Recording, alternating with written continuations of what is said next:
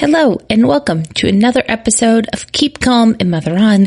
This is a Flashback Friday, and before I give you this Flashback Friday that was requested from loyal and amazing listener Anna, I want to let you know of a secret that I have going on here until, let's say, July 31st. So for the month of July, if you listen to this episode and then text it to 3 friends or any episode you like and tell me that you did this, I'll mail you, and I'm so glad you are here, round custom sticker that I have made. I have about 20 of them. So you can have one of these amazing stickers. I have it on my laptop. It's the same logo that I have on the sweatshirts that I sell. It says, "I am so glad you," in all caps, "are here on earth." And so if you do this, if you text a Keep Calm and Mother On episode to 3 of your friends and then send me an email to play4life.Christy, CHRISTY @gmail.com. I will then email you back and ask you for your address so I can mail you this really awesome one-of-a-kind sticker. So I hope you enjoyed this episode that Anna requested. This one is called Spiraling Up, and it is totally one of my favorite ideas from the book Body Kindness, but I don't want to give too much away. So on with the episode. Happy July, everyone.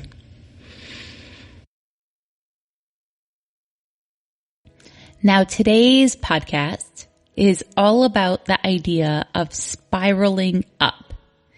I asked on Instagram what topic you guys wanted for this week.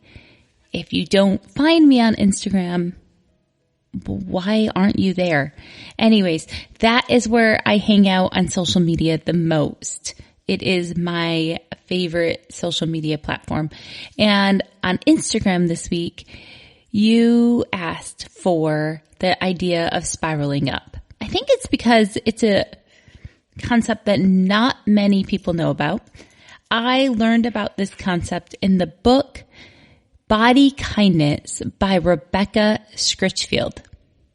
So once again, this concept is from the book Body Kindness from Rebecca Scritchfield. And Rebecca is a registered dietitian, and she is what is considered an anti-diet nutritionist. So that's important information when you're talking about Rebecca's work, that she's very much all bodies are good bodies, and she works from a place of loving kindness. That's the title of her book.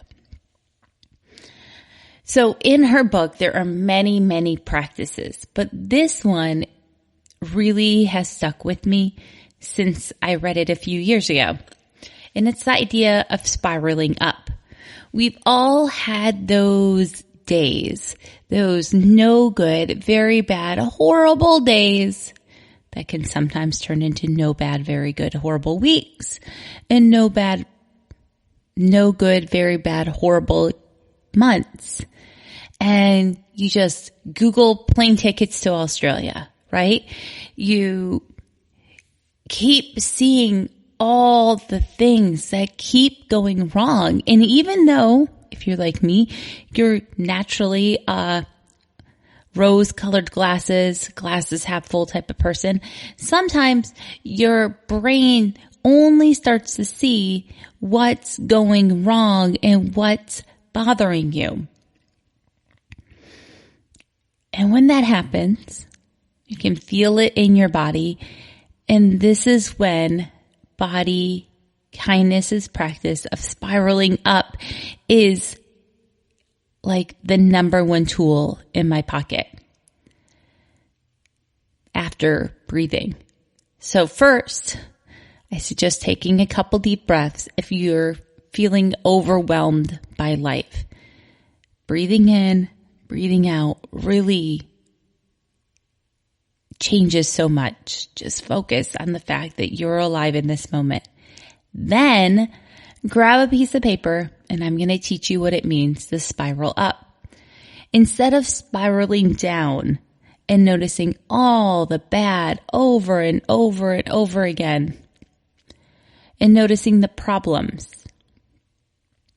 Spiraling up is where you pre-plan for your week how you can add kindness to your life. So you're going to pre-plan how you can add kindness to your life. So when you're in a negative feedback loop, it's kind of what looks like a negative spiral, a downward tornado, where the spirals, bigger things trigger you, and then littler things, and then finally like someone breathing really bothers you. But for the spiral up, positive feedback, pre-planning, kindness spiral, you're going to plan with tiny actions and move from the bottom up. So if you could grab a piece of paper right now, I would have you draw little lines, and so that each line gets a little bit bigger from the bottom up. Basically, it's a kindness tornado. I want you to draw spirals that each line gets a little bit bigger, and so at the top, takes up all the room in the page. That's what spiraling up looks like. So if you're doing this on a piece of paper to plan, you would start with the first tiny action that you can do to make yourself feel better, which for me is always going to go back to tactical breathing. That 4 in, hold for 4, 4 out, hold for 4. And then the next little action I could do in a spiral up spiral would probably be to doodle or to get out my colored pencils. Because I'm realizing how much of a maker I actually am and how much better I feel when I do something with my hands. It almost instantly changes how I feel. The next little spiral would probably be getting out my embroidery project that I'm working on. That one takes a little bit more effort than just doodling for me, so that's why it goes up. The next one could be making sure I pre-make my water bottles for the night before. Or pre-get out my workout clothes so that there's a flat Christie in my bathroom when I wake up in the morning. You know, like those flat Stanleys. Anyways, I like to make flat Christie workout buddies so that everything is lined up so I don't have to think about it.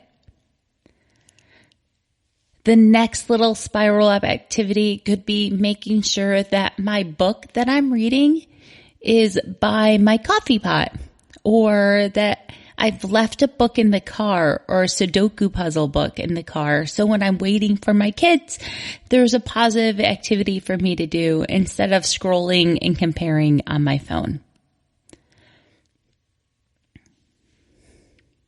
So the key is that none of these tasks are huge, but by taking the time to make the body spiral on paper or on a dry erase board somewhere, writing it down, I'm pre-planning that kindness. So that way I'm not stuck with the negative reinforcement of being overwhelmed by feelings in the moment, right?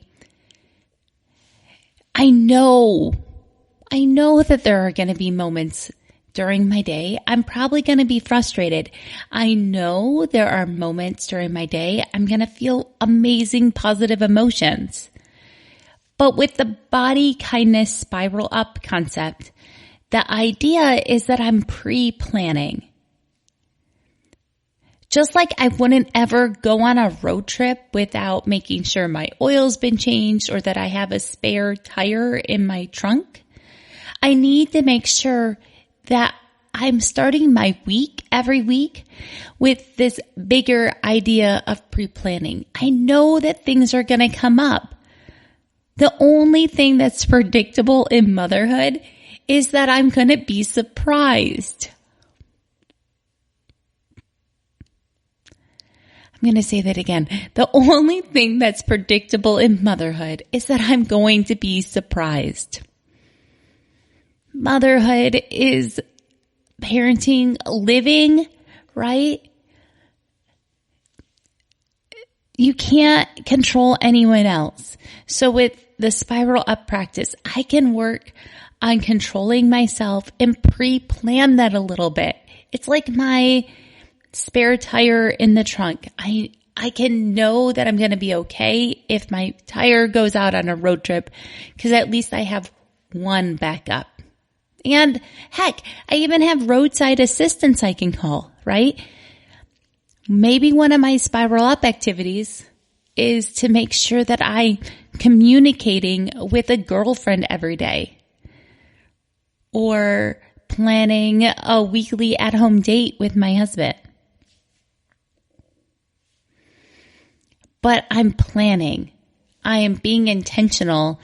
And the spiral up process really taught me that. Instead of getting trapped in negativity or shame about not being enough as a mom in the moment, not being enough as a human, not being enough about the size of my body or the shape of my body, whatever it is that's triggering me at the moment, I know that there are simple actions I can do to keep loving myself, keep showing kindness. This quote is from Rebecca, and she says, "You can't hate yourself healthy, but you can choose to treat your body with kindness, love, and respect throughout your life." You can't hate yourself healthy, Rebecca says. I want to say that you can't hate yourself into being a better mom either. You can't, which is why this idea of spiraling up is really important. Our kids are great BS detectors. So when we're in this downward spiral, they're picking up on it. And we're being triggered by little things. And then they feel that and they see that's where our attention is being given. And they keep repeating those things so that they can get more attention from us because that's what we're watering. We have to learn to water the flowers and not the weeds in our life. So this week, your self-care practice is to pre-plan your kindness. Pre-plan kindness for yourself. I want you to physically get out a piece of paper and pencils and make a spiral up on a sheet of paper. And please share it with me. Post it on Instagram, post it on Facebook, send it to me as a direct message, send it to me as a photo over email. I would love to see how you're making sure that you're watering the flowers in your life, that you're treating yourself with kindness, love, and respect. Play activity for this week is to play flashlight tag outside or in your house. I want to do this still while the sun sets still kind of early in the day. Remind you that it doesn't have to be a summertime late at night with fireflies swirling around you activity. You can play flashlight tag whenever you darn well please. If you want to, you can up the ante by going to somewhere like a dollar store or somewhere like that and getting glow sticks. And sometimes when we play flashlight tag, I like to give out glow sticks and each kid gets their own color. And then it's kind of like flashlight tag / flag football where you collect glow sticks from different people every time you find them. I guess it's more like flashlight hide and seek or glow stick hide and seek. I don't know. You can come up with your own variation of this game. I just want to inspire you to use flashlights or glow sticks while playing with your kids this week. Let them see you enjoying being with them. Let them see you not be so dang serious. You want their memory of you. The feeling they get from you is that you enjoy them and you like being with them. So let yourself laugh at things and just take a deep breath. I'm preaching to myself here, yo. Okay. What a week it's been at my house. You've got this. You are a fantastic mom. Thank you for investing your time in listening to this podcast. Thank you for helping me build a community that focuses on pausing, connecting, and playing. Thank you for helping me build a community where self-love is not an afterthought for moms. Where one generation at a time, we can model that you can't love others without loving yourself. Whatever happens this week, you've got this. Go pause, connect, and play more. Turn on the radio and have a dance party whenever you need to. Don't forget to show me those spirals, that spiral up of kindness on Instagram. Now go play. Thank you once again to my family for the inspiration for this podcast and the amazing music they made for it. I love you guys.